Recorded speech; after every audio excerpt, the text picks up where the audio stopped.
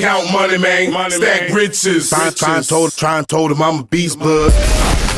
What's up, gang? Welcome back to another episode of the GRINDcast. Get ready. It's a new day. We're talking about loving harder than you coach. Loving the people that you coach harder than you got to coach, because you got to coach them hard. So in order to win, you have to coach hard. That's why not all the time. We got some really good people in our organization that have never played sports.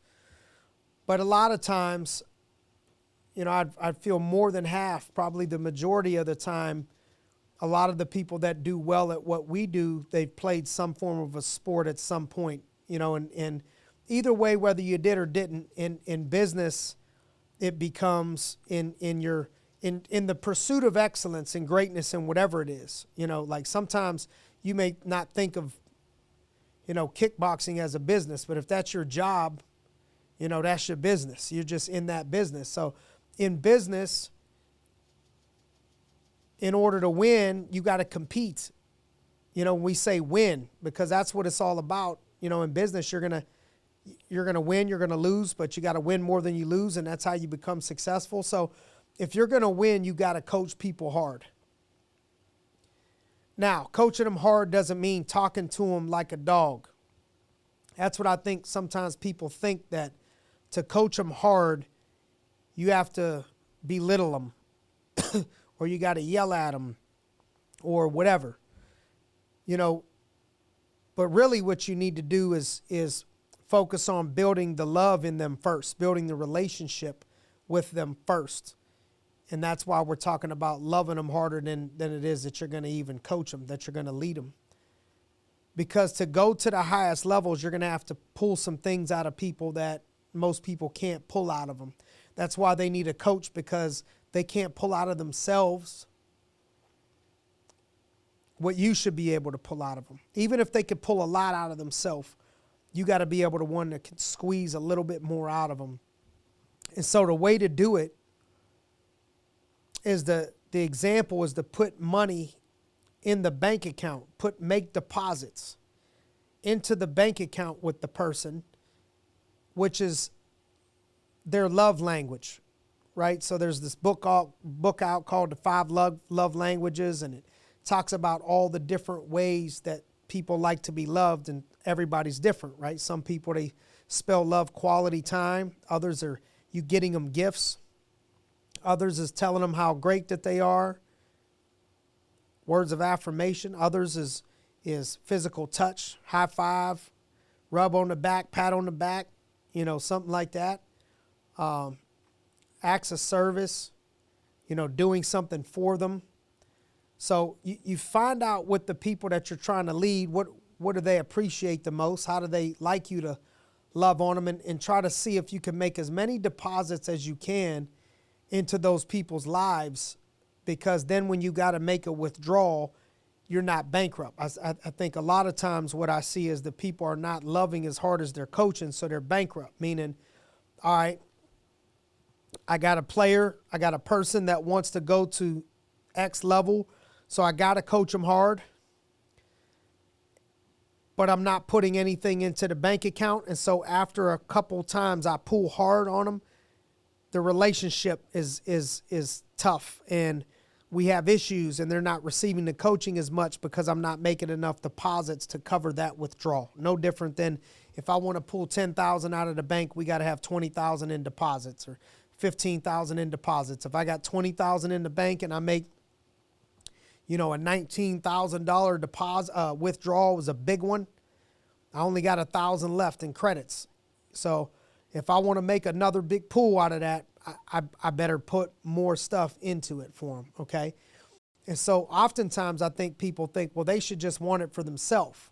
Why should I have to put the money in the bank? Because me to coach them hard, they're trying to accomplish this on their own for themselves, for their family. Shouldn't that be enough? Why should I have to make all these deposits in love and time and all this stuff for these people? Because it's the longer I'm a parent, so my kids total in years over 20 years, but my oldest is 10. But the longer I'm a parent, the more I see how much it resembles leadership. It's just leadership. So I can't just whoop them all the time. I can't just yell at them all the time. I got to find ways to teach them why. I got to find quality time to spend with them. So when I'm hard on them, it's just not always I'm hard on them. And so, I think what'll help with that is finding out how good people want to be, right? So when you're coaching them, find out how good they want to be. What are they trying to accomplish? How big is whatever it is that they're trying to accomplish? And they get an agreement after explaining to them, here's the price that it's going to require, right? Because it's the price that they got to pay that causes us the issues. Okay, so, man, I got this big dream in my mind, right? If you got kids, you understand this. Man, I want to accomplish this thing. Or I want to have this goal. I witnessed a conversation the other day with a parent talking to their child. It was a daughter. And she's like, I don't want to go to I don't want to practice. I don't want to do this stuff right now on a weekend. I don't want to put in this time. And the mom says, well, I just don't want you crying after saying you didn't do your best and you're upset and all this other stuff. I don't want to be the one that has to watch you walk off the field feeling bad, down, crying, knowing that you could have did better, because that hurts me and it hurts you. This is the stuff that we got to do so you don't feel like that.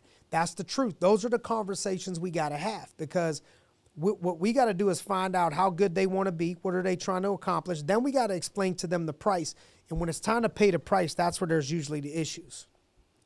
So that's why we got to see how good they want to be and get an agreement on here's what it's going to require. Are you cool with me holding you accountable to this? See, what happens is we make these agreements in comfort, and then we want to pull out of those agreements when we get uncomfortable, meaning, yes, I do. All right, okay, well, then that means Monday, Wednesday, Friday, we got to run sprints, and I'm going to time you around the track. I'm going to hold a clock, and I'm going to click it, boom, and you got to run sprints, and here's the amount of rest you get, and then all of a sudden it's hot, and you don't want to go. And all of a sudden it's I'd rather go out with my friends. Why do I got to do this in the summer? And now you don't want to do it. But in the comfort, when we sat back and we were relaxed and we talked about what you wanted to accomplish, we came up with this game plan. You said, that's what I want to do. And so it's having those agreement conversations proactively of like, look, you understand there's going to be days where I'm going to have to push you to do some things you don't want to do, and I can't have you mad at me. Because then we got to hold them when it comes to coach them hard. That was the first part. You got to love them more. We got to coach them hard, because you got to hold them accountable to that. We got to push them. You got to challenge them. I think one of the issues that coaches have is that they don't bring the best out of their players that could be way better. They got good players, and they're like, man, I don't even want to bother them. Like, I just want to leave them alone because they're so good already. Well, that's why they need you. A lot of times you could squeeze a lot more out of them and make that good person become great once we figure out how great that they want to be. And then look for opportunities to serve these people and try to support them inside and outside of whatever it is that you're coaching. So if they're running a fundraiser, or something, they're trying to raise money for something, like support them if you can. If they have a birthday party or something like that, try to be on site, if you can. Look for opportunities to support them. If they have a breakup, they're sad about something, whatever it is, just be there for these people. Try to support them and be there with them inside and outside of what it is that you're coaching. And again, that mirrors parenting. And try to look for opportunities to do things that most people wouldn't do. Drive the 4 hours to that funeral service, that's inconvenient. Pick them up after they're all upset and broke up with their boyfriend or girlfriend or whatever, and take them out to eat or something. And even if it's not convenient to you, just look for the things that nobody else would do, and try to do those things and be honest. Part of coaching them hard and loving them is the people that you love, you got to be honest with. So I think a part of it is being honest with people about where they're strong, where they're lacking, but understand that for me to be honest with you, Maxwell says leadership is disappointing people at a rate that they could stand. Right? So how much can you stand? How real can I be with you without hurting, your feelings? Can I just be honest with you, constantly just hard and honest with you? And I think a lot of that is being mindful with our delivery. Just because you're honest with someone doesn't mean that you have to be so real rough with your words. Some people can take it. Some people you can just shoot it to them straight and they can handle, even if your delivery isn't that good.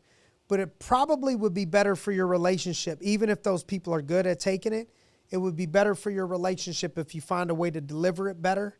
And other people that can't take the way that you deliver it, it's going to help you get more out of those people. So just try your best to be mindful with your delivery. It doesn't mean you're always going to get it right. Sometimes you're going to crack, get all worked up and, say something rough or whatever. That's fine, but it can't be all the time.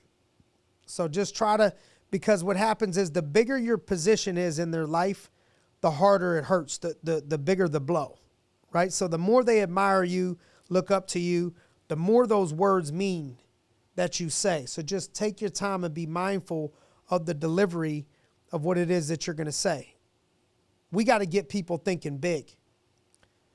As a coach, we got to get people to believe in themselves, which means you got to build them up, get them to believe in themselves, tell them why they should believe in themselves, get them thinking bigger, get them looking at what other people are doing, what they're capable of doing, and then make them do the hard things that's going to get them there. And the whole time we're reminding them of the why. When we're making them do the hard things, we're reminding them of the why. And I think lastly, what I want to mention is when you're coaching hard, you got to be enthusiastic. Nobody wants to follow a lethargic leader that lacks energy, that's not bringing some intensity. And I think that comes from having your heart all in it. Don't be half-hearted. You do people a disservice that you're coaching when you're half-hearted. Are you all in or not? Because if you're all in, really, if as a coach, if you're not all in, you can't win. Because you're going to be coaching against people that are all in. You're not going to play to your potential. And so you got to be all in. People can feel that if you're half-hearted with your energy, with what you're doing, with what you're pouring in. And you got to be enthusiastic. You got to be passionate. You got to bring that passion. It doesn't mean you got to be a certain personality or you got to yell or you got to scream or if that ain't your thing, whatever it is, but you could bring some level of enthusiasm and people could feel that you're. All right, so this week, let's take a look at trying to make deposits. If you're in leadership, make deposits into the people that you're coaching, build them up, get them to think bigger, but let's look for opportunities to put money in the bank, but don't be afraid to be real and coach people hard. As long as you're reminding them of the why and as long as you're being mindful of your delivery, coaching the people hard is how you're going to take them to the next level. All right? So we appreciate you guys. As always, you could have spent time anywhere and you chose to spend that time with us. So we appreciate you spending another day with us in the GRINDcast studios here. So get ready. It's a new day. Share it with some people out there that you think we can impact. I'll see you next week. Let's get it.